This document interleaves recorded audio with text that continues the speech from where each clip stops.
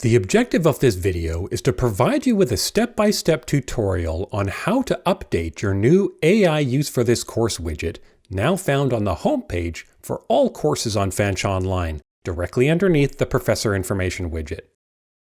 With that in mind, we're going to assume that you've already decided on the level of AI permissibility for your course.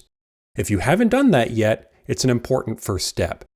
There's a link in the email you found this video in to a resource on the CTL SharePoint site that should help you think about how you will address this in your course. Okay, the first thing you'll want to do is edit the widget to remove the two icons and statements that don't apply to your course. To do this, click on the little black down arrow next to the widget title and choose Edit this widget. Next, you'll want to click on the Content tab. From here, you can simply delete the content you don't need and click Save and Close. This will bring you back to the custom widget list, which you don't need right now, so click on the course code at the top of the screen to return to the home page. Your new widget should be looking good. But we're not done. You probably noticed there's a hyperlink in the text of the widget. You need to make sure that points somewhere so your students can get a more detailed understanding of your expectations. The icon on its own is insufficient. Let's pop into the content section of your course. If you don't have an existing course overview page, let's make you one. We've provided you with a template HTML page attached to the email that you found this video in. Download it to your computer, being sure to keep track of where you saved it. Now, let's go into your course content.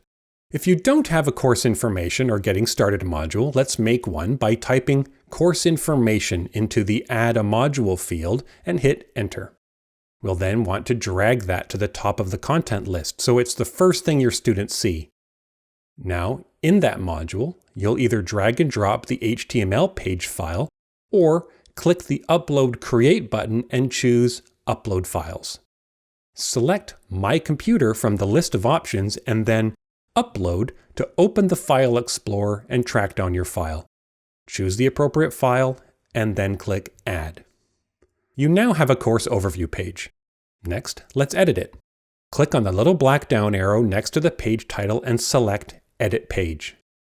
There's a bunch of other information you'll likely want to update on this page, like the What We'll Be Learning section and the Evaluation Breakdown table, but for now, let's focus on use of artificial intelligence.